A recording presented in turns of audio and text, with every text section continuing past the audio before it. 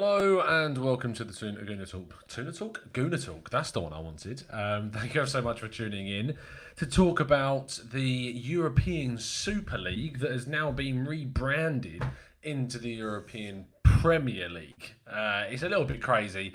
It's a little bit messy. We're going to break down the latest information and talk to you guys in the chat box about it as well.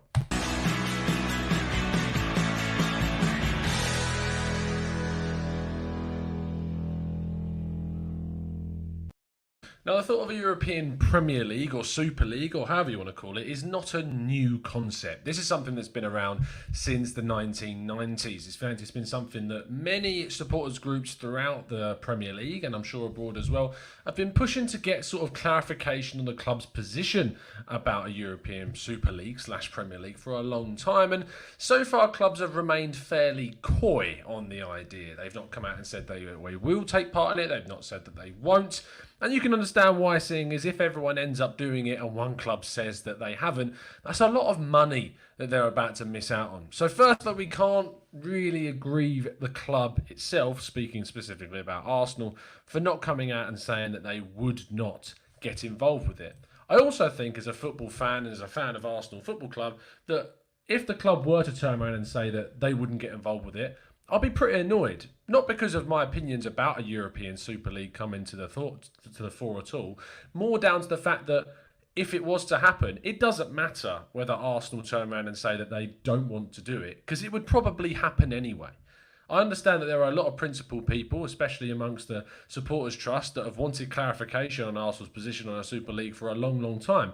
But the fact of the matter is that this could be a necessary evil into Arsenal getting a lot more money and a lot more competitive than they have done for a long, long time. There's another thing as well in regards to the fact that the Champions League is something that's been loved by fans for a long, long time, from Arsenal perspective to many other clubs. And at the same time, that was a very, very new thing come 1992. There was a European Cup prior to that was effectively only teams that had won their domestic divisions playing in it. That then expanded into the Champions League, and plenty more clubs got involved until it has become the juggernaut of European football that it is today. There were other European competitions that have now amalgamated into the Europa League, and very, very soon there is going to be a Europa Conference League, which will be made up of some of the other teams, including the winners of England's League Cup.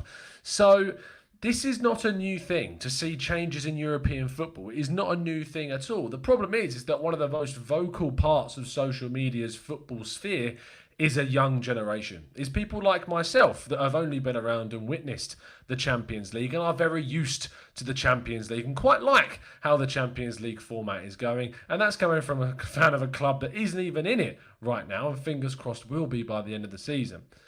This is something that I think a lot of people need to have an open mind to, especially considering that we as Arsenal fans may be very soon involved in this. I have a lot of sympathy, though, for those clubs that probably won't be. For the clubs like Leicester and Wolves, clubs that have really kind of built their way up to the top of the Premier League's top half of the table and competing for European competition, for the point in which Leicester and Wolves in the last 2 seasons have achieved European competition. And Leicester, in fact, have gone all the way to winning the Premier League and getting into the Champions League previously, well, back in 2016. So I do feel very, very sorry for the smaller clubs if this does come to light, because apparently the format is that 18 teams across Europe's elite, including Arsenal, would be included in a tournament which would involve effectively a knockout format similar to the Champions League, and eventually it would boil down to the winners of that competition getting a lot of money. Now, the biggest thing to talk about in regards to the financial side of things is that this does increase the gap between those really big top clubs and those clubs that would not be involved in the competition. Founding clubs is also something that needs clarification on, because whilst in the report that you may have seen, which you can find on Sky News, which should be up on your screen now, this report tells us that of the founding clubs, those teams, and there was a report put out by Der Spiegel back in 2018 that divulged that founding clubs would not face relegation, and that there would be a relegation in a Super League. Now, this is a knockout competition, so it's slightly different to what a Super League would be. And what had been previously touted. It would also be played at weekends, as well as during midweek fixtures. The usual Tuesday and Wednesday Champions League slots will be taken up by this competition. But there is also rumours that Saturday fixtures could also happen, which would in turn interrupt any chance of there being a Premier League fixture going on. Now, when it comes down to the clubs that are actually involved, there are 5, according to this, that would be included. The first 2 are Manchester United and Liverpool. And these are the only 2 that we're actually aware of. Those 2 clubs are the ones that have been leaked to have been reportedly involved in these talks to make this European Premier League a thing. Now, according to the report by Der Spiegel back in 2018, Arsenal, Manchester City and Chelsea are also involved in any talks that have been going on, as well as Tottenham Hotspur. But that then does rule out quite a lot of other teams that would look then to build on their success in English football, the likes of Everton, Wolves, Leicester City, etc. These teams that have been up there and tried to compete for European football for a long time would ultimately find no reason to really kind of push for that. I mean, what incentive is there for those clubs of mid-table Premier League success? What is the point of them being there if they're not going to push? There's a point of them being there in the context of English football, but a lot of those teams are pushing to try and get European qualification through those 4th, 5th, 6th, 7th place spots, as well as having your FA Cup and your League Cup, in which they qualify you also for Europa League and Champions League competition were you to qualify through, say, the Europa League. It's a very, very interesting thing to talk about. And in the chat box, I can see some people are raising some fantastic points. Russ Morgan says, Nottingham Forest have won 2 European Cups. Why should they be excluded? They've won more European Cups than Arsenal have. They won more European Cups than plenty of other clubs that may be included in the competition. And yet they still might be excluded. This is a very, very worrying situation to be in, and something that clubs should definitely not take lightly. Let's have a look at some more of your comments before we let you go wild in the comments section. Owen Young says the smaller clubs will stand firm until they suffer the impact of the pandemic fully. This is the end of football as we know it, in my opinion. Now, I would say that, Owen, a lot of people may have had that opinion of the Champions League when it came into existence. We're not used to change. It's not been changed for a long, long time.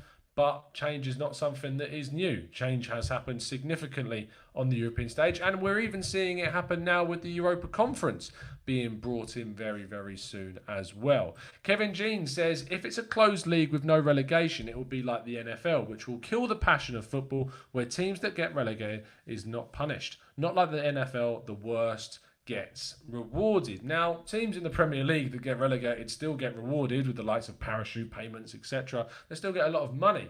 But not having any form of relegation, no accountability for coming bottom, does incite a lack of competitiveness. You want to get to the top, but say halfway through the season and you're at a point top levels, what's the point of competing any further? Because you know if you stop competing, you focus on your domestic league, where you could still win something.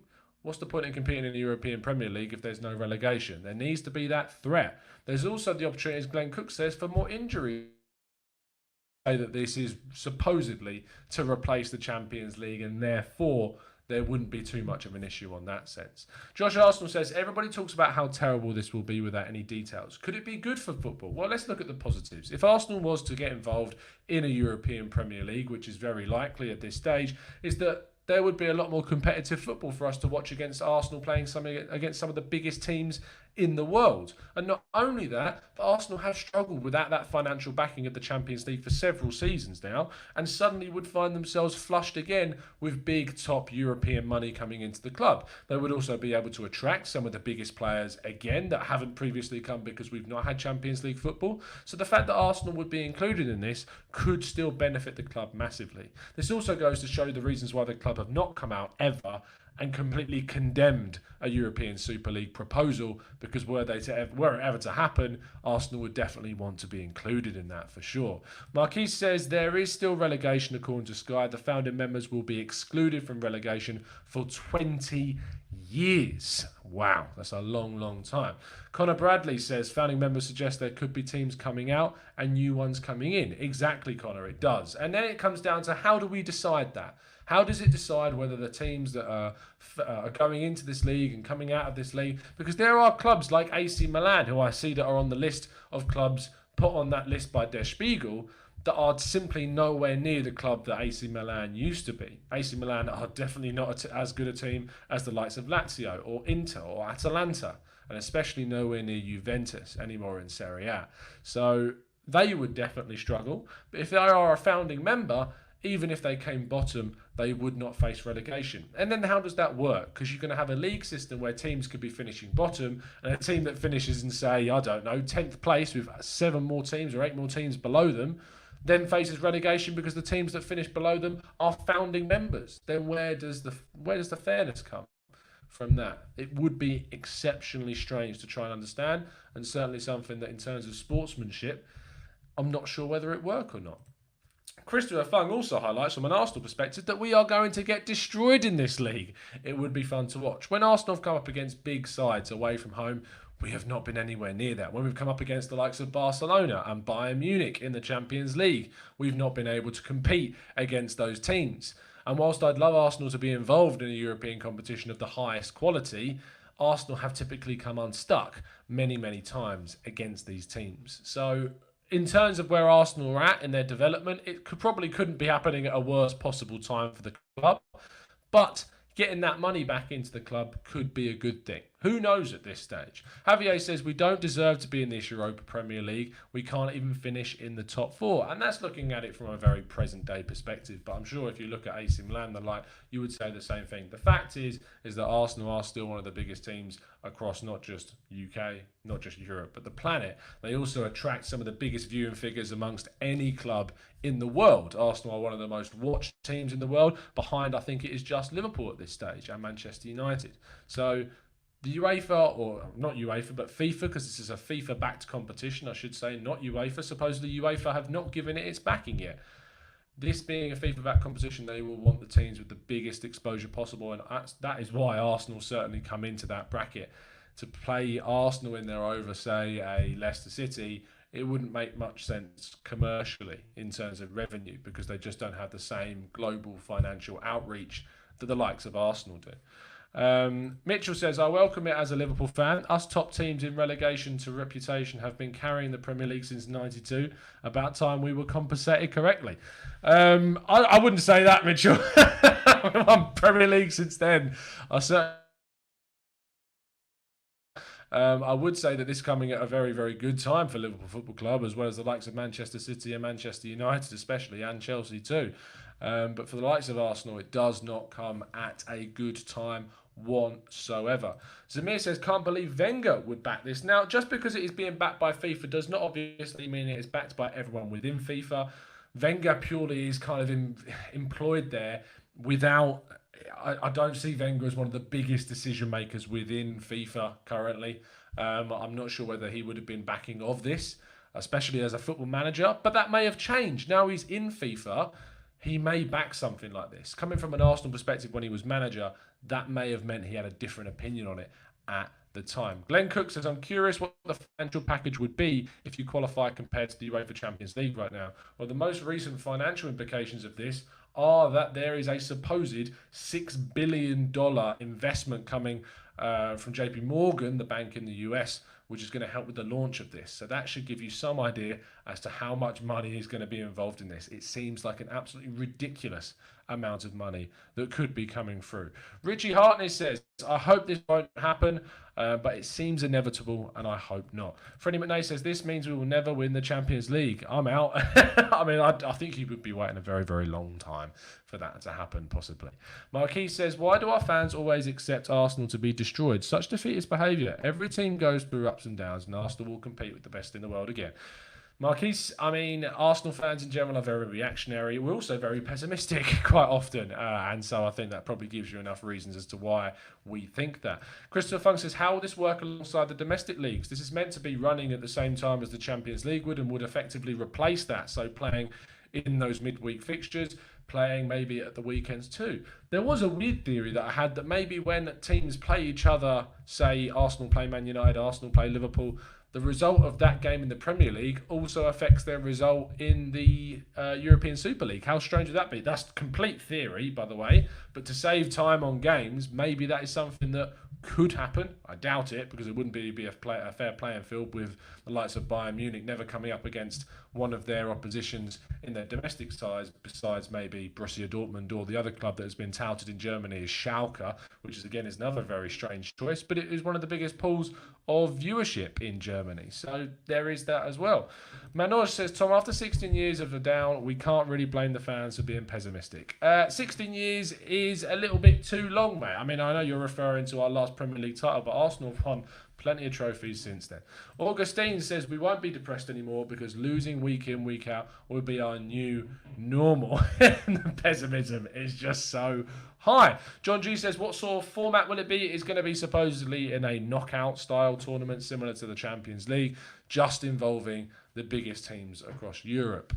I think it's sad, ultimately. I still do think it's very sad, because I think there are teams across Europe that are going to miss out. There are teams within England and France and Germany and Spain and Italy that are going to miss out that maybe wouldn't have done. You see the rise of Atalanta in Italy, for example. You see some of the Eastern European sides, or more Central European sides, like Red Bull Salzburg, that have started to rise. Got a semi-final place in the Europa League not so long ago. They're now competing quite heavily in the Champions League as well. You look at some of the other sides, say Ajax, you see the run that they had into their Champions League semi-final a couple of seasons ago.